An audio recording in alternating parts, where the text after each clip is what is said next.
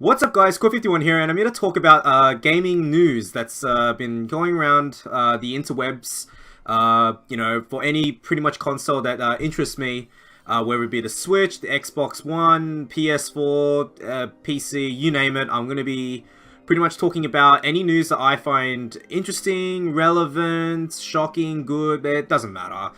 It's just stuff that I want to talk about, and articles that really interest me and I feel like would be interesting to you guys.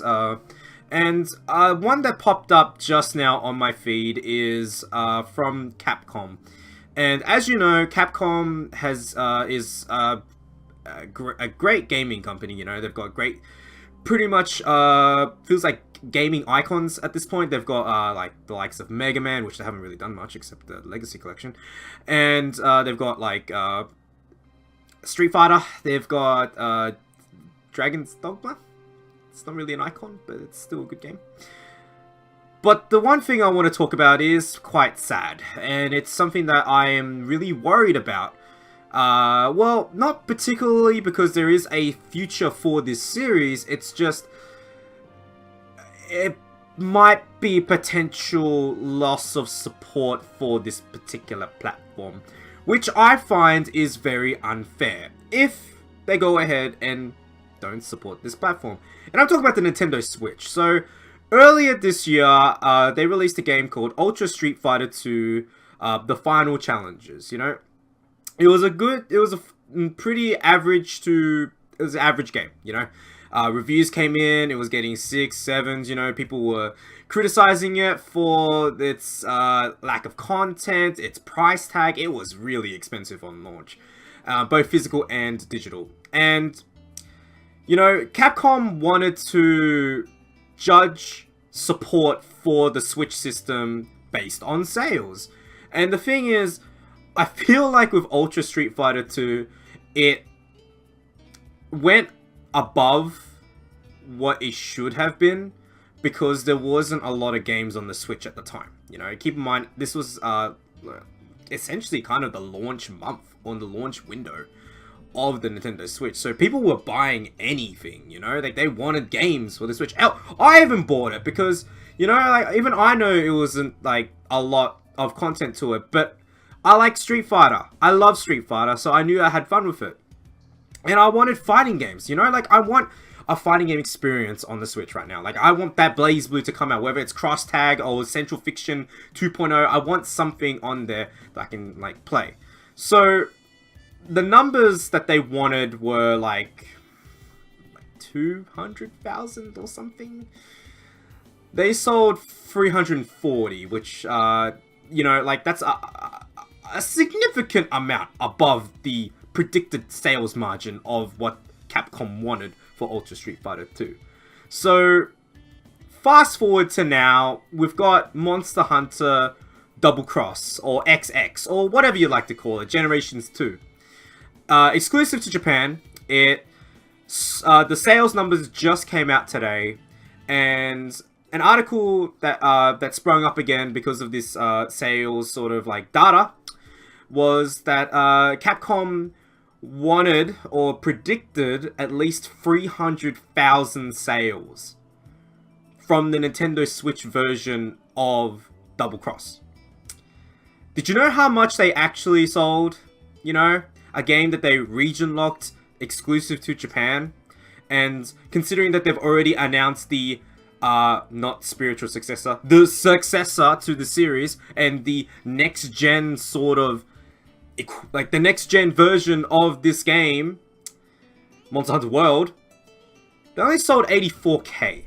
That's significantly lower than you'd expect. And you know, if Capcom goes the pathway of we're not gonna support the Switch anymore just because, you know, no one's buying it in Japan, no one wants Monster Hunter anymore. No, it's because of so many factors that you have to understand, Capcom.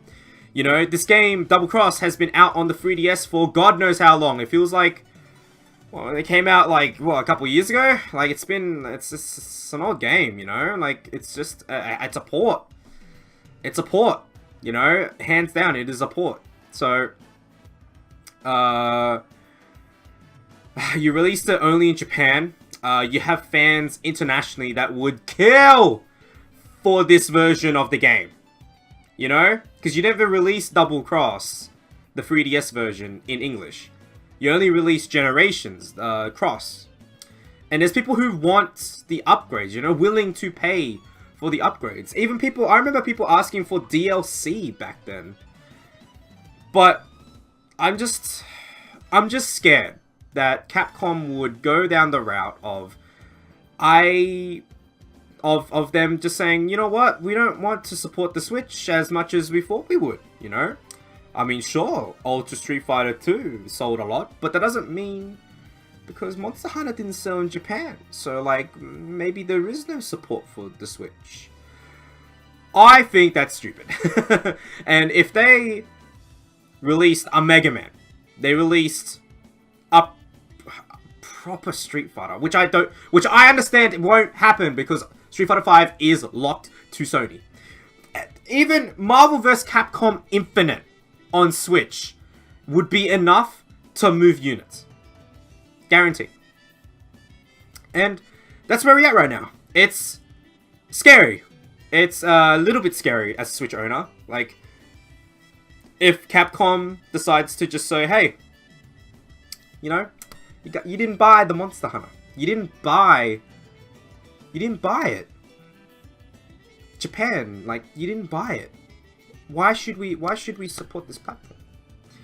And that's where I really hope this doesn't lead to. It just leads to, oh, okay, it's just Japan. Understood. We're prepping for Monster Hunter World. Understandable. You know, we'll make it back maybe in a localization of the English version for the international release. And that's where we are. And we'll bring Mega Man. You know, I'll bring like another thing, you know? And, you know, that's where I'm going to end this video. So, I just wanted to talk about this because I feel like it's something that needs to be addressed. Because Capcom has gone through this song and dance so many times, saying, hey, you know, buy this game and we'll support the platform. Buy this game, you know? And kind of sick of it, you know? I'm kind of sick of it because I just feel like you just need to put the right games on it. But you need to make the right decisions as well. You need to like actually like localize it and provide a bigger market, you know? You're locking yourself to people who only have the Switch in Japan, which is like going through a sales shortage. You know, there's people going for the lottery to get the Switch now. Well, like internationally, I have no problems like going down to a local store and seeing Switches there. People are buying it, you know? It's not a problem. So anyway, hope you guys enjoyed the video. Leave a like, comment, and subscribe. And I'm going to be doing a lot more of these new game news videos because, you know, I don't do gaming journalism anymore. I stopped writing. I stopped doing that stuff. I work part-time at work now. And I try to get, you know, I try to pay the bills. Gaming journalism didn't pay my bills. So, you know, and I can't just like, you know, not pay my bills. I'm a